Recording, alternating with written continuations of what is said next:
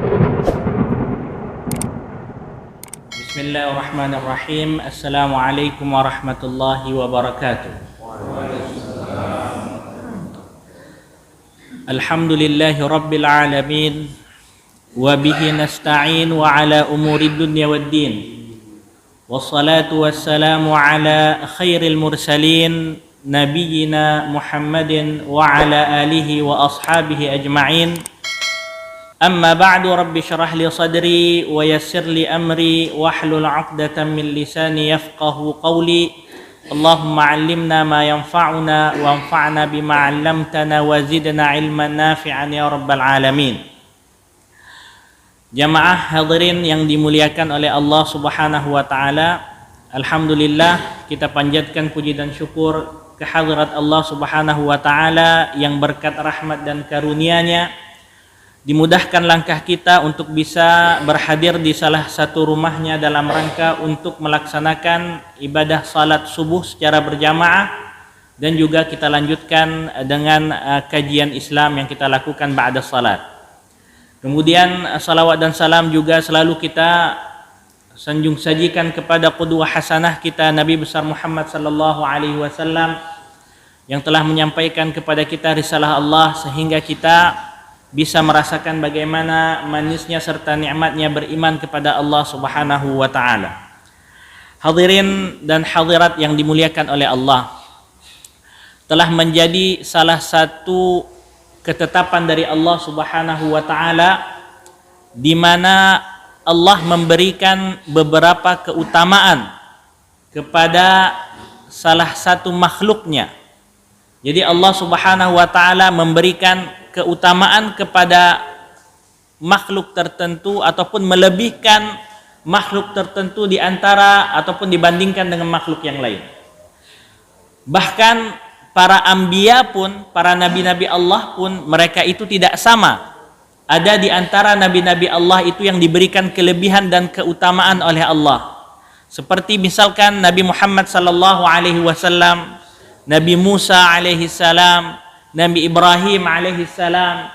Ini adalah di antara nabi-nabi yang diberikan keutamaan oleh Allah apabila dibandingkan dengan nabi-nabi yang lain.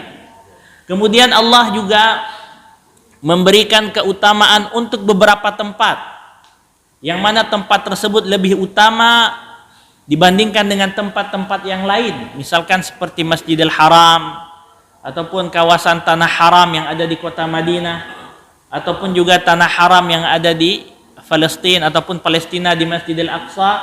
Ini adalah tempat-tempat yang diberikan keutamaan oleh Allah Subhanahu wa taala. Begitu juga Allah Subhanahu wa taala memberikan keutamaan untuk waktu-waktu tertentu, di mana kita mengetahui ada misalkan seperti bulan Ramadan, salah satu musim kebaikan. Ada salah satu waktu di mana bulan Ramadan lebih baik dibandingkan waktu yang lain. Ataupun misalkan di sepertiga malam adalah salah satu waktu terbaik yang Allah Subhanahu wa taala berikan keutamaan yang ada pada waktu tersebut. Begitu pula misalkan di 10 awal daripada bulan Dzulhijjah, ini juga merupakan waktu-waktu yang terbaik. Begitu pula hadirin yang dimuliakan oleh Allah, begitu juga dengan hadirat bulan-bulan haram, di mana kita sekarang berada di salah satu bulan haram, yaitu bulan Rajab.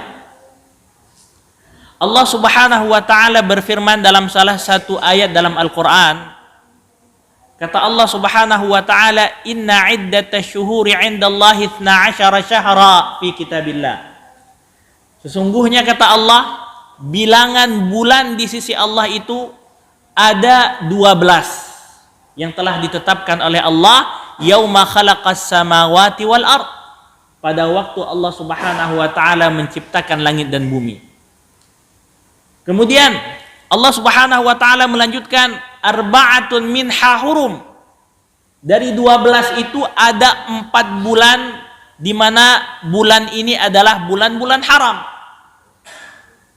Dzalika ad-dinu al-qayyim, kata Allah Subhanahu wa taala, ini adalah ketetapan ajaran yang lurus. Fala tadlimu fihinna anfusakum, dan janganlah kalian di dalam bulan-bulan tersebut kalian menzalimi diri kalian. Terkait dengan ayat ini Rasul sallallahu alaihi wasallam juga dalam riwayatnya yang disebutkan dalam Sahihain, dalam riwayat Al-Imam Al-Bukhari dan juga Imam Muslim, kata Rasul sallallahu alaihi wasallam, "Inna zamana qad istadara ka hay'ati." Sesungguhnya waktu itu telah berputar sebagaimana mestinya, yauma khalaqallahu samawati wal ard, pada hari di mana Allah Subhanahu wa taala menciptakan langit dan bumi. As-sanatu itsna asyara syahran. Kata Nabi, dalam setahun itu ada 12 bulan. Arba'atun minha hurum.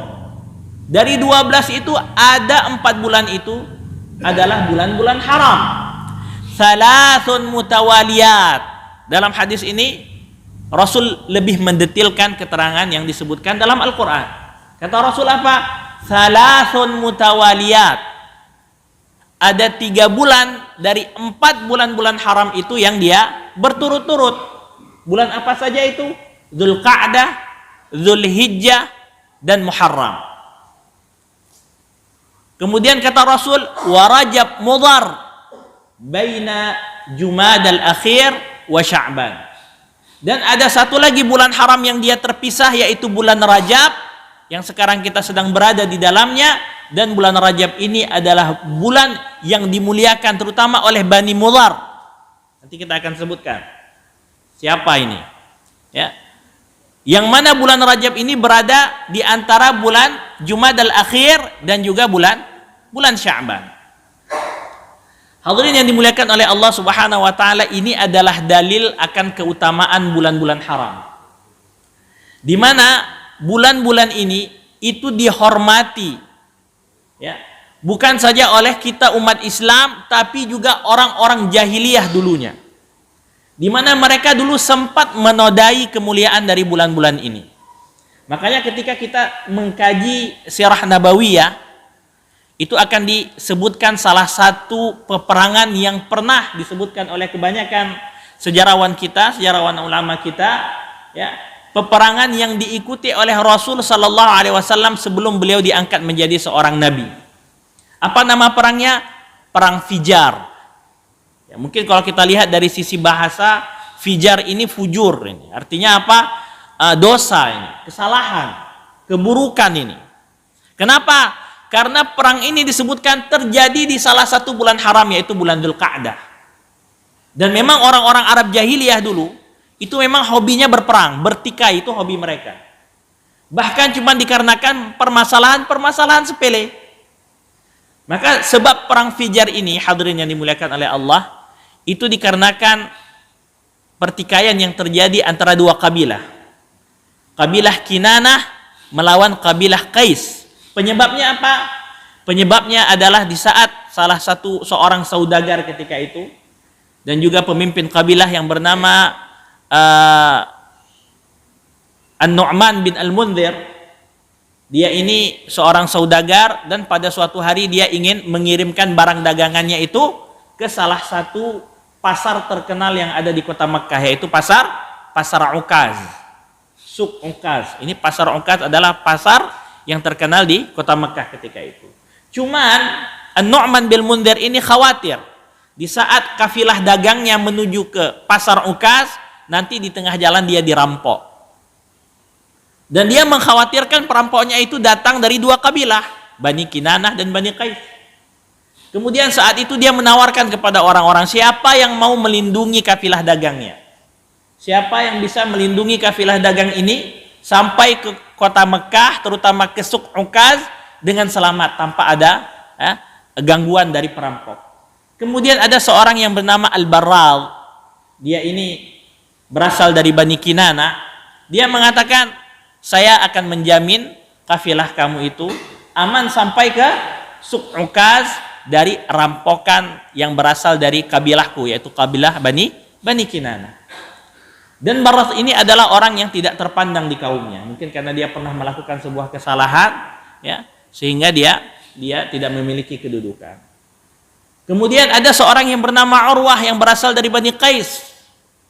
Melihat si Al-Barrat ini menawarkan dirinya untuk melindungi kafilah dagang ini, dia mengatakan, bagaimana ini bisa kafilah ini diserahkan kepada seorang seekor anjing yang dia tidak memiliki kedudukan apapun di kaumnya. Dia menghina Barad ini. Kemudian dengan bangga dia mengatakan kepada An-Nu'man bin Al-Mundhir, kata Urwah apa? Saya yang akan menjamin kafilah kamu sampai dengan selamat ke pasar Ukaz, ya, dari gangguan perampok manapun. Apakah itu dari Bani Kinanah atau dari Bani Qais atau dari kabilah Arab lainnya. Akhirnya An-Nu'man bin Al-Mundhir ini menyerahkan kafilah dagangnya ini kepada Urwah. Dan Al-Barad ini sudah termakan kebencian dia. Kenapa? Sudah dihina seperti seekor anjing. Akhirnya di saat Urwah ini pergi menuju kota Mekah, Al-Barad membuntuti dari belakang. Kemudian di waktu yang tepat ia langsung membunuh Urwah dan akhirnya mengambil alih kafilah tersebut dan membawanya sampai ke kota Mekah. Ketika mengetahui Bani Qais, mengetahui bahwasanya Bani Kinanah telah menumpahkan darah salah satu anggota suku daripada Bani Qais, mereka akan menuntut balas. Darah telah tumpah, kami akan menuntut balas. Ketika Bani Kinanah mengetahui Bani Qais akan menuntut balas, mereka kabur menuju ke Masjidil Haram, di mana di sana ada Quraisy, ya, yang menjadi koalisi mereka, dan Bani Kinanah tahu Qais tidak akan menyerang karena mereka sedang berada di tanah haram. Kemudian mereka mengatakan, tahun depan kita bertempur. Tahun depan kita bertempur di mana? Di pasar Ukaz. Akhirnya pada tahun berikutnya terjadilah pertempuran yang disebabkan karena kasus antara dua orang. Pertempuran yang disebut dengan nama Perang Fijar, di mana Rasul Shallallahu Alaihi Wasallam ketika itu ada yang menyebutkan masih berusia 15 tahun, ada yang menyebutkan beliau ini saat itu masih berusia 20 tahun, ikut bertempur bersama Quraisy membantu Bani Kinanah. Tapi Rasul Shallallahu Alaihi Wasallam ketika itu tugasnya hanya menyiapkan anak panah untuk paman-pamannya yang ketika itu ikut bertempur, seperti Hamzah, Abu Jahal. Ketika itu Rasul membantu paman-pamannya. Perang ini berlangsung selama 4 tahun. Perang yang sia-sia, memakan korban yang begitu banyak. Sampai akhirnya setelah mereka merasa perang ini tiada akhirnya, mereka akhirnya berdamai dan kembali mereka menetapkan bulan-bulan haram adalah bulan di mana mereka diharamkan untuk mengangkat senjata. Ketika Rasul Sallallahu Alaihi Wasallam telah diangkat oleh Allah menjadi Rasulullah, Islam membenarkan apa yang telah disepakati oleh orang-orang Quraisy ketika itu, di mana mereka juga harus memuliakan bulan haram. Maka ketika kita merujuk kepada ayat yang telah disebutkan oleh Allah, hadirin dan hadirat yang dimuliakan oleh Allah, konsekuensi daripada ayat tersebut salah satunya adalah fala tadlimu fihinna anfusakum. Janganlah kalian di bulan-bulan tersebut kalian menzalimi diri kalian. Kata para ulama, adz-zulmu naw'ain. Adz-zulmu naw'ani. Kezaliman itu ada dua bentuk. Yang pertama adalah zulmun nafs, di mana seseorang itu dia menzalimi dirinya sendiri. Bagaimana seseorang itu menzalimi dirinya sendiri? Yaitu dengan membiarkan dirinya itu melaksanakan ataupun melakukan kemaksiatan kepada Allah Subhanahu wa taala, ataupun meninggalkan kewajiban yang telah ditetapkan oleh Allah Subhanahu wa taala. Ada kewajiban, dia sengaja tinggalkan. Ada larangan, dia sengaja kerjakan. Ini namanya maksiat. Dan ketika ini dilakukan, maka itu membahayakan diri sendiri. Kenapa? Karena nantinya Allah Subhanahu wa taala akan menempatkannya di dalam neraka. Allah tidak akan rugi dengan kemaksiatan kita. Tidak akan pernah berkurang keagungan Allah Subhanahu wa taala. Tapi yang rugi siapa? Diri kita sendiri.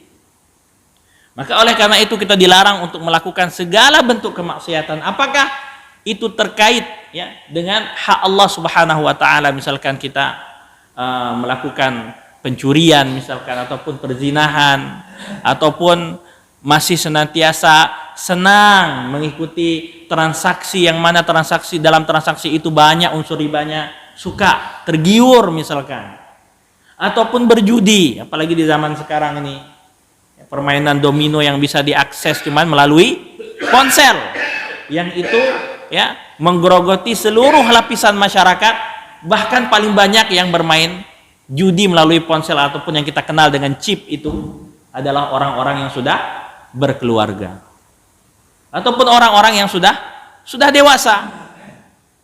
Bahkan kalau kita melihat berita beberapa hari yang lalu ya, di bulan Januari saja, tapi bukan di Banda Aceh, di salah satu kabupaten, mudah-mudahan Banda Aceh ini tidak ada, di salah satu kabupaten baru bulan Januari, mungkin bisa dicek Serambi, itu gugatan cerai ya, banyak sekali masuk ke pengadilan agama.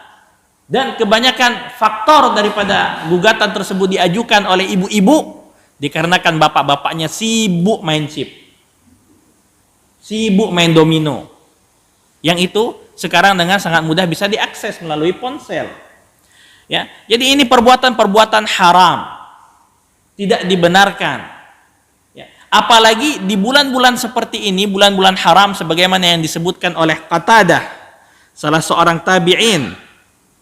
Kata Qatadah menyebutkan ya, inna dhulma fil ashhuril hurum a'zam khati'atan wa wizra fi dhulmi fi ma siwa. Kata Qatadah, seorang ulama dari kalangan tabi'in, seorang mufassir, muhaddits, ahli lugah, kata beliau bahwasanya kezaliman yang dilakukan pada bulan-bulan haram itu a'zam khati'atan wa wizran, itu dosanya lebih besar daripada kezaliman yang dilakukan di luar bulan-bulan haram ya. Kemudian wa in kana dzulmu ala kulli halin 'aziman, walaupun setiap kezaliman itu berdosa, akan tetapi kezaliman yang dilakukan oleh kaum muslimin dan itu dilakukan pada bulan-bulan haram itu lebih besar dosanya. Kemudian Ibnu Katsir rahimahullahu taala juga menyebutkan, asy-syahrul haram tughalladhu fihi al-atham. Bulan-bulan haram ini dapat ya membesarkan dosa-dosa yang dilakukan di dalamnya. Maka oleh karena itu hindarilah segala dosa-dosa ataupun kemaksiatan. Makanya kita dilarang untuk menzalimi diri kita terutama di bulan-bulan ini. Fala tadlimu fihinna anfusakum. Jangan kita zalimi diri kita, dan ini adalah bentuk kezaliman yang pertama. Dan yang kedua, dilarang juga kita untuk menzalimi orang lain. Apakah itu dengan perkataan ataupun dengan perbuatan, misalkan seperti sengaja menipu orang lain untuk bisa memanfaatkan apa yang dia miliki. Kita pindahkan uangnya menjadi uang kita dengan cara menipu dan memperdaya orang tersebut. Ini adalah bentuk kezaliman. Ataupun mencuri harta orang lain, ini adalah kezaliman dengan perbuatan. Ataupun memukul orang lain dengan sebab yang tidak dibolehkan oleh syariat, ini merupakan kezaliman. Ataupun dengan perkataan, misalkan kita membicarakan orang lain, ghibah. Apa pengertian ghibah? Dzikruka akhaka bima yakrah.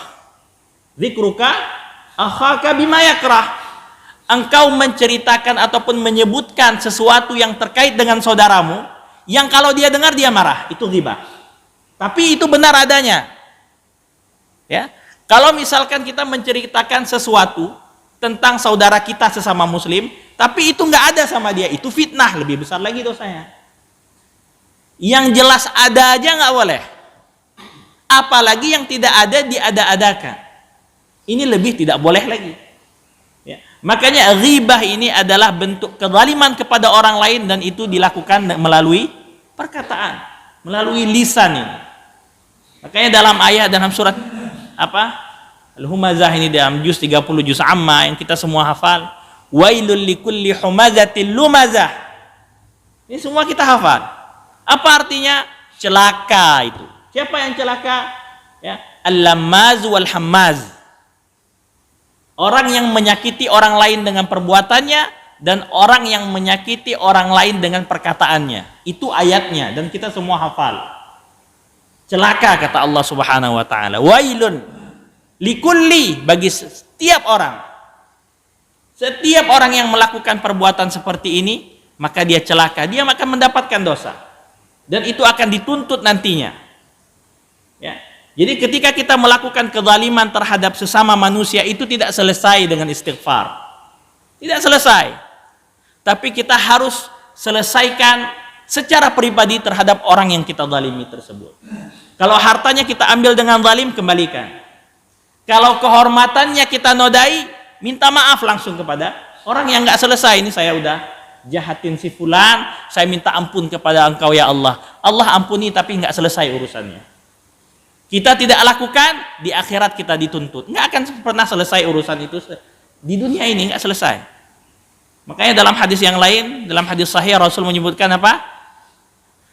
Innal muflisa, ketika Rasul SAW menyebutkan orang-orang yang bangkrut, itu kata Rasul apa? Innal muflisa fina man ya'ti yaumal qiyamati bihasanat min salatin wa zakat wa saum. Itu adalah orang yang nanti pada hari kiamat, dia ketika menghadap Allah, dia membawa amal-amal kebajikan yang begitu banyak. Ada salat di situ, ada puasa, ada yang lain sebagainya. Tetapi karena dia pernah menzalimi sesama makhluk Allah di dunia, diambil dari kebaikannya itu. Oh, pernah ghibahin si fulan, diambil kebaikan, pahala salat kasih ke orang tuh. Rugi kita. Kita sudah beribadah bertahun-tahun, ya.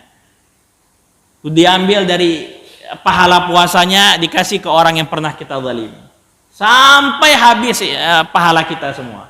Enggak cukup kita bayar. Ambil dosa orang yang kita zalimi, dikasih ke kita. Akhirnya kita menjadi penduduk neraka. Kenapa? Timbangan keburukannya lebih berat daripada timbangan kebaikannya. Maka oleh karena itu, hadirin yang dimuliakan oleh Allah, bulan Rajab ini momentum bagi kita, ya, untuk memperbaiki diri dan membersihkan diri.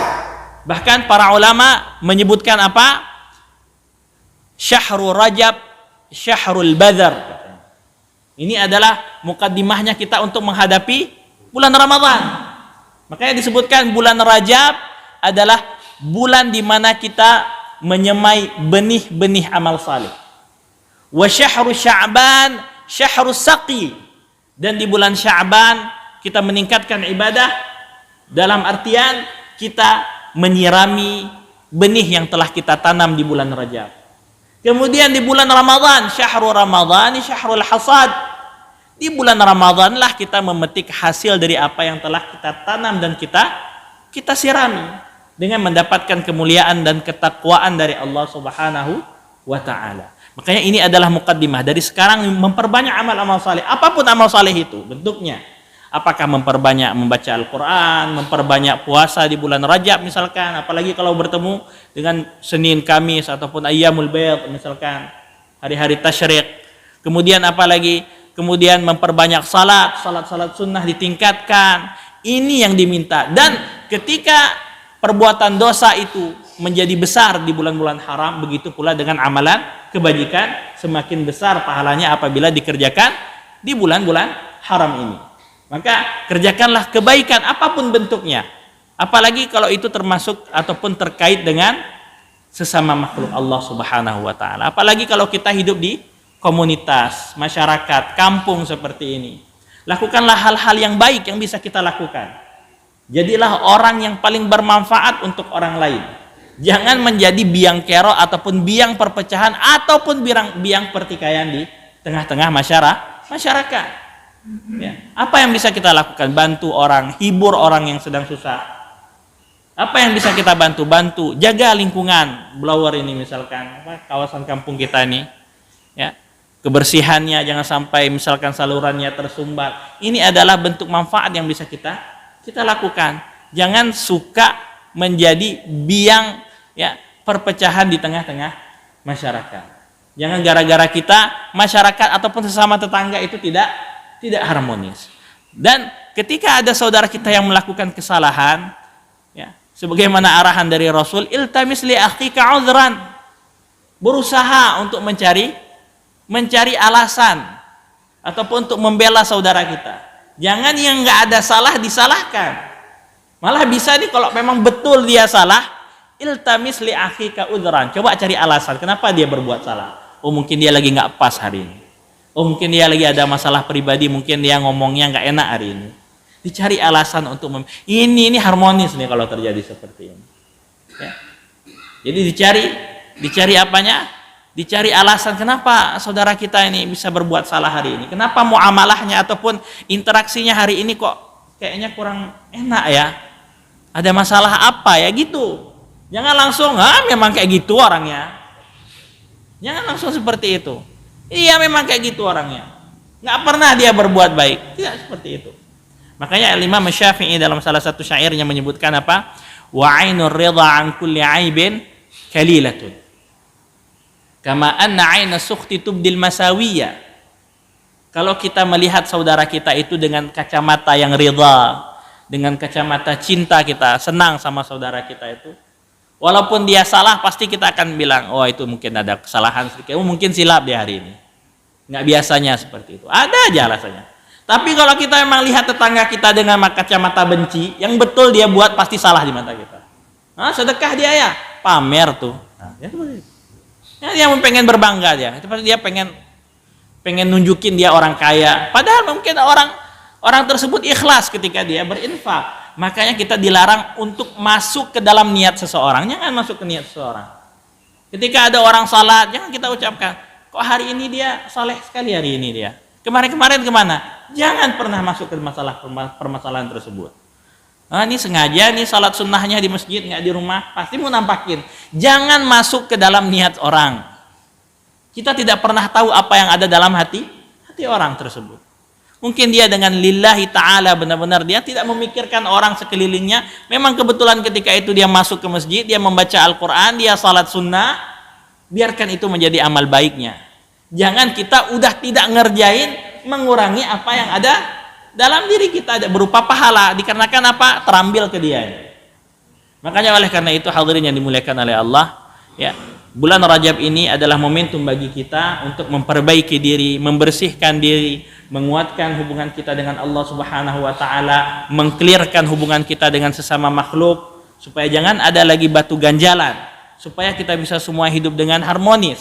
Karena yang paling nikmat, salah satu nikmat yang paling besar itu adalah kenyamanan, keamanan, keharmonisan. Ini adalah nikmat yang tak terkira.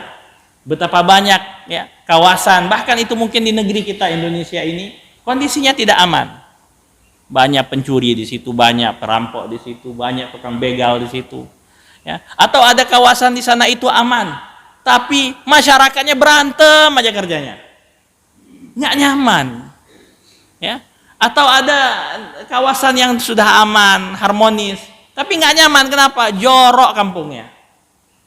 Masyarakatnya suka buang sampah sembarangan, ya.